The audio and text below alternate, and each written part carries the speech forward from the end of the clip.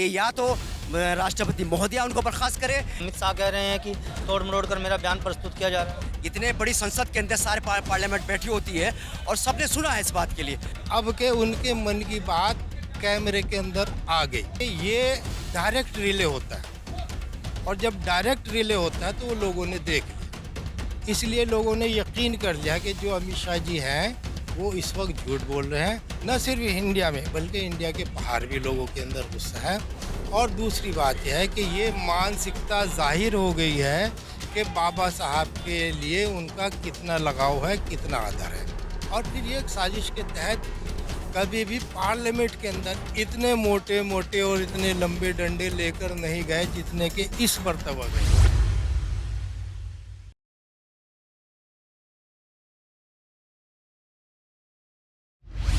केंद्रीय गृह मंत्री अमित शाह के बयान के बाद अब संसद से लेकर सड़क तक तमाम विपक्षी दल धरना प्रदर्शन करने को मजबूर हैं। इस वक्त हम सहारनपुर की कलेक्ट्रेट मुख्यालय में हैं, जहां पर समाजवादी पार्टी के तमाम पदाधिकारी, पूर्व सांसद समेत तमाम कार्यकर्ता यहां पर प्रदर्शन कर रहे हैं और डीएम को ज्ञापन दिया है। बात कर लेते हैं सबसे पहले जिलाध्यक्ष जी से। अध्यक्ष जी, किस तरह से देखते हैं अमित शाह ने जो बयान दिया है बाबा भीमराव अम्बेडकर?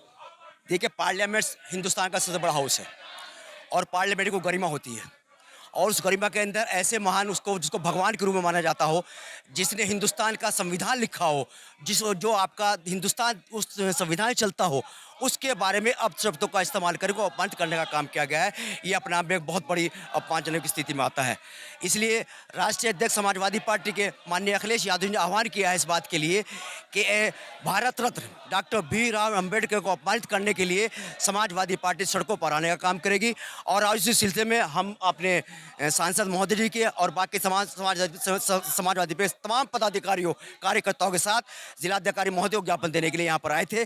और ज्ञापन में ये मांग करते हैं इस बात के लिए समाजवादी पार्टी कि या तो राष्ट्रपति महोदय उनको बर्खास्त करे या प्रधानमंत्री ऐसे व्यक्ति को जिनकी भाषा नहीं आती हो, ऐसे व्यक्ति को बर्खास्त करने का काम करे। यही मांग करने के लिए हमने ज्ञापन देने का काम जिलाधिकारी महोदय के द्वारा राष्ट्रपति महामहिम राष्ट्रपति महोदय को देने का काम किया है। किस तरह से देखते हैं, क्योंकि अमित शाह कह रहे हैं कि तोड़ मरोड़ कर मेरा बयान प्रस्तुत किया जा रहा है। देखिए, पार्लियामेंट हाउस होता है और पार्लियामेंट के अंदर अब ये भाषा इस्तेमाल होती है। ये कोई एक व्यक्ति नहीं होता, इतने बड़ी संसद के अंदर सारे पार्लियामेंट बैठी होती है और सबने सुना है इस बात के लिए उन्होंने क्या भाषा का इस्तेमाल किया गया है। आज वो जो है अपने आप को सच्चा साबित करने के लिए कहते हैं कि इसको डिलीट करके साबित दिखाया जा रहा है। ऐसा नहीं है। हमारे एमपी साहब ने भी कहा, हम भी मांग करते हैं इस बात की, जो सच है वो दिखाए। पार्लियामेंट हाउस के अंदर आप बोल रहे हैं, उसको कह रहे हैं कि झूठ बोल रहे, झूठ दिखाया जा रहा है। पार्लियामेंट में आपने बोला वही दिखाया जा रहा है।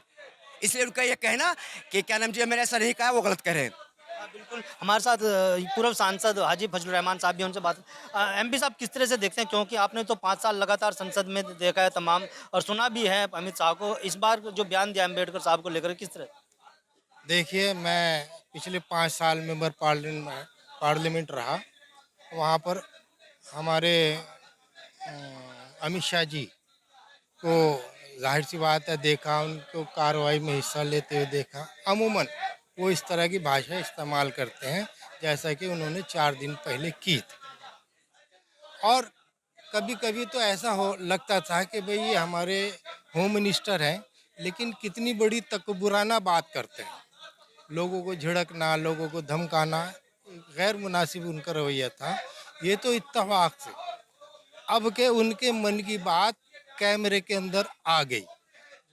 और देखिए, अगर वो भाजपा वाले या अमित शाह जी ये कह रहे हैं कि मेरा बयान तो रोड मरोड़ कर पेश किया गया, जो सही बयान है उसे जारी कर दे, नंबर 1। नंबर 2 ये है कि ये डायरेक्ट रिले होता है और जब डायरेक्ट रिले होता है तो वो लोगों ने देख लिया, इसलिए लोगों ने यकीन कर लिया कि जो अमित शाह जी हैं वो इस वक्त झूठ बोल रहे हैं और जो उनके अल्फाज थे वो अपमानजनक थे। इसलिए पूरे हिंदुस्तान के अंदर इस वक्त गुस्सा है, ख़ास तौर से SC ST समाज के लोग, पिछड़ा समाज के लोग और जो गरीब लोग हैं जिनको हमदर्दी है बाबा साहब से, जिनके लिए बाबा साहब ने काम किया है, वो लोग आग बेइंतहा अपने आप को परताड़ी समझ रहे हैं। न सिर्फ इंडिया में बल्कि इंडिया के बाहर भी लोगों के अंदर गुस्सा है। और दूसरी बात यह है कि ये मानसिकता जाहिर हो गई है कि बाबा साहब के लिए उनका कितना लगाव है, कितना आदर है। क्या मांग करते हैं आप? हम लोग मांग करते हैं कि अमित शाह जी को या तो राष्ट्रपति जी इनको बर्खास्त कर दें, या फिर मोदी जी ये कार्रवाई करें कि उनको अपने कैबिनेट से ड्रॉप कर दें। अगर वो माफ़ी मांगते उससे काम नहीं चलेगा। सिर्फ अब तो एक ही रास्ता है कि उनको ड्रॉप किया जाए। संसद में बीजेपी के भी और कांग्रेस के भी और तमाम विपक्षी सांसद प्रदर्शन कर रहे थे, धक्का मुक्की हुई है, उसमें बीजेपी के 2 सांसद घायल हुए हैं। उस घटना को किस तरह से देखते हैं? देखिए, जहाँ मैं समझता हूँ वो एक साजिश का हिस्सा है।